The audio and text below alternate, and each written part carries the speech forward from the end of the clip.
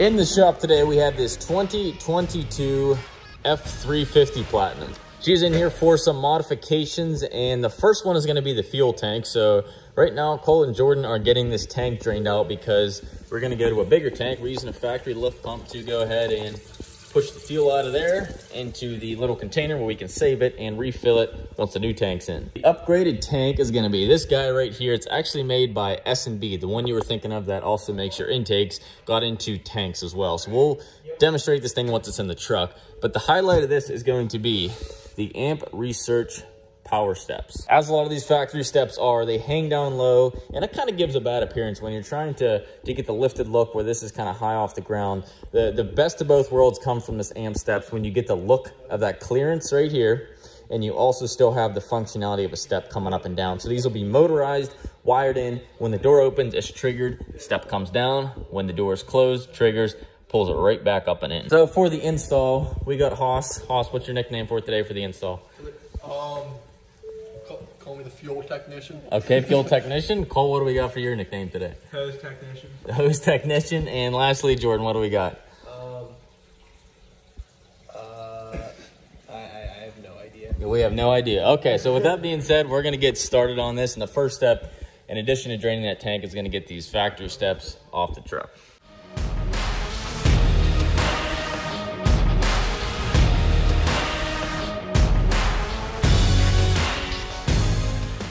Tank is coming out now that the steps are removed on both sides. The deconstruction continues.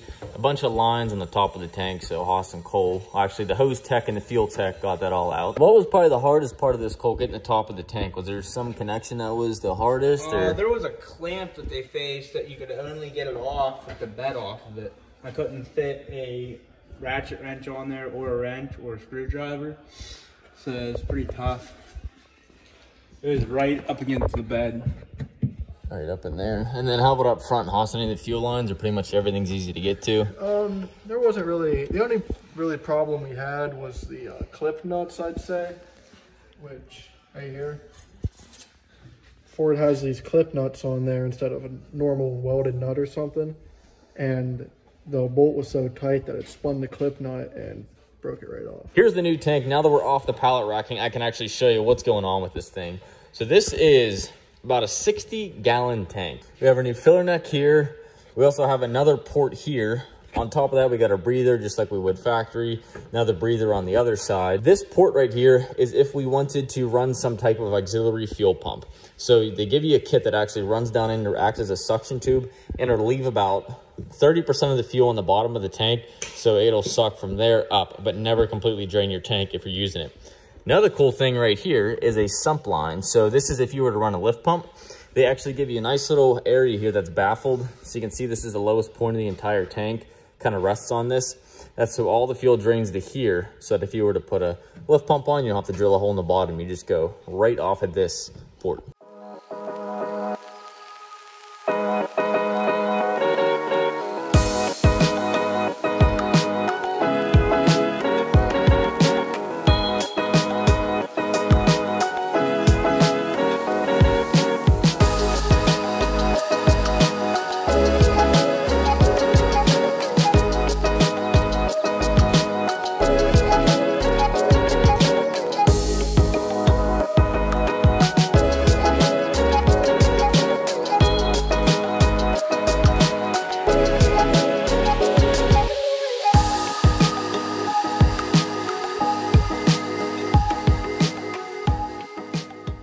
The tank is all wrapped up here. It's kind of cool because they keep this as factory looking as it can be, where they even go as far as making the skid plate and mimicking that factory design there. They give it for this front portion because your factory tank only went to right there and back.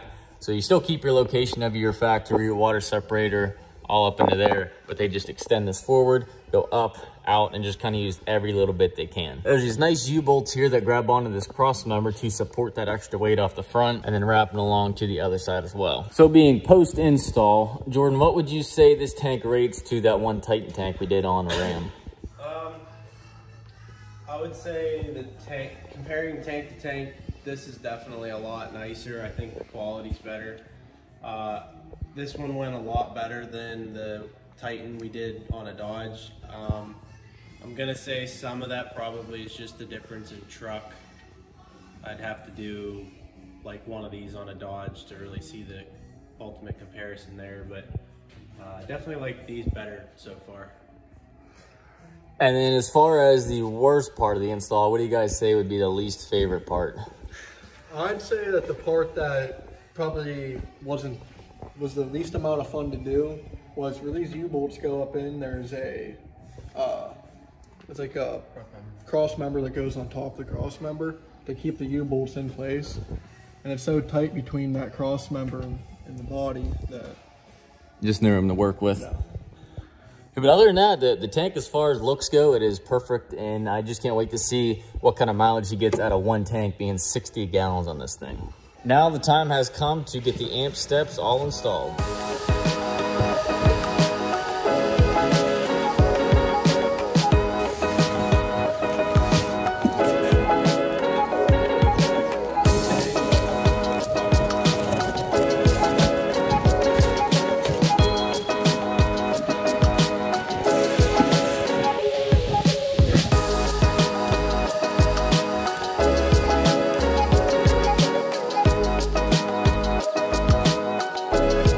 Now that we have a fully unboxed set of steps here, wiring harness, actual brackets, and motors and all. Now this kit is called their extreme version. So what that means is you get 2 extra motors.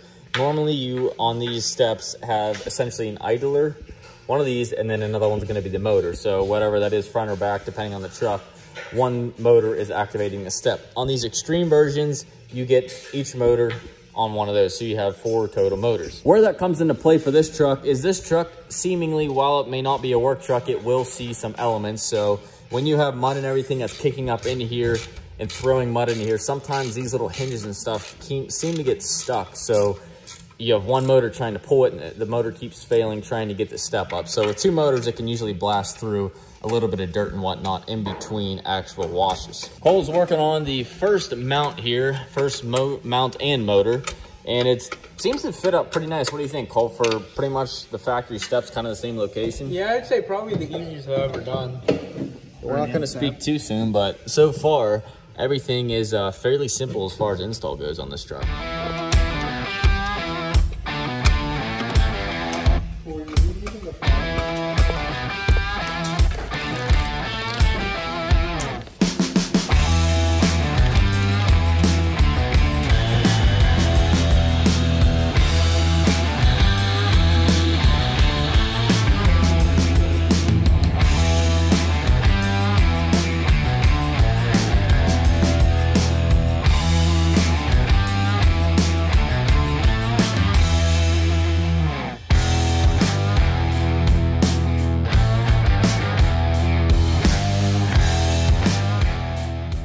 Now onto the wiring here. Cole's got this tidied up through the bottom of the floor, which leads us with a couple wires coming out from the actual steps below. And then we have this OBD2, which kind of makes this a little bit easier of an installation in terms of getting a trigger from the truck to tell the step when to deploy on each side. This is the setup which they kind of want you to run in terms of factory wires. So we're tapping in the gray with orange, purple with orange, which can be found in these 2 harnesses right here. And that gives us trigger from the harness here, and then relaying that to the steps through here, and our OBD2 obviously plugs right in.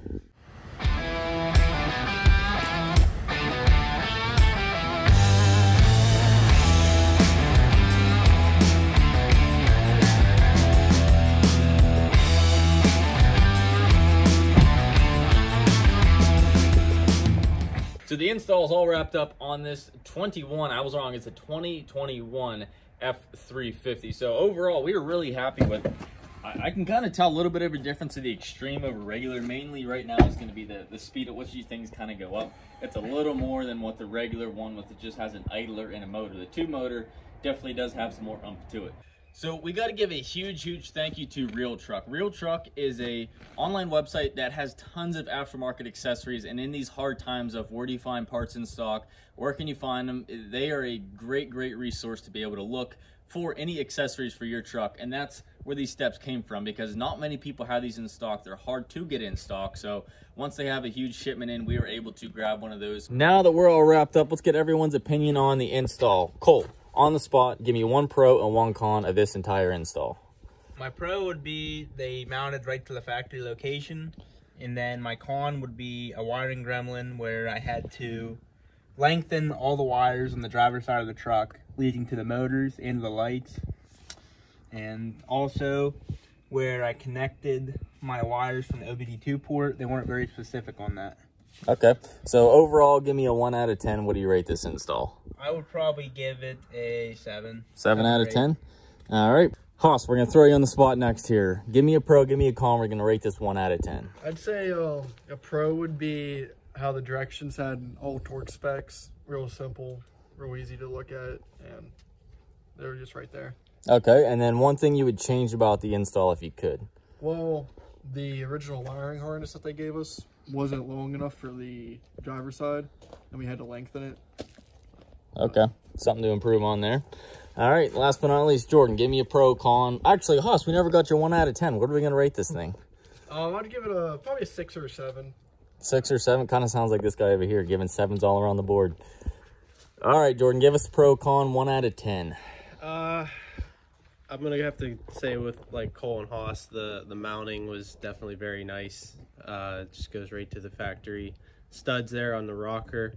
And then I'm going to say con's probably also going to be the wiring, which we had a little bit of trouble with figuring out if we had quote unquote the right kit. But there was, when you look at the 2022 and the 2021, the only difference was the one plug on the inside of the driver kick panel. The 21 directions, actually the colors of the wires were right, but the 22 directions pointed me to the right plug. So a little confusing, but we got it to work, and we did have to lengthen the light wires. But overall, I would probably say a 7. I think a 7 is a good number. 7 seems to be, it's almost like a common occurrence around here. Everyone's just taking after Cole over here with this 7. I don't know what the deal is with that. But overall, we were a super big fan of this kit. And like I said, guys, if you were looking for a set of these, Real Truck does have you covered as far as a place to have them in stock, where to get them. And it's just a nice addition where you don't have to worry about steps being in the way, looking like that while you're driving. It's just tucked up on there. You'll never know until the time comes. The one thing I can't show you guys right now because it's still laid out is those set of lights, which is what everyone's referring to in lengthening, is those guys right tucked up into there. That's obviously not a factory light. That is the amp research light, and you guys saw some shots of them lengthening those wires. So overall, not too bad about what we expect out of a nice install. So these boards will do plenty of good with the years to come. All right, guys, so that wraps up this complete install of this truck set and done. We got the S&B tank, we got the steps in here, and that is a wrap. So thanks, as always, guys, for watching the video. If you did enjoy it, give it a big thumbs up. It helps the channel grow, tells YouTube we're putting out half-decent videos. And as always, if you want to see future content on trucks, equipment, whatever it may be, hit that subscribe button for more info. Thanks, guys, for watching, and we will see you in the next video.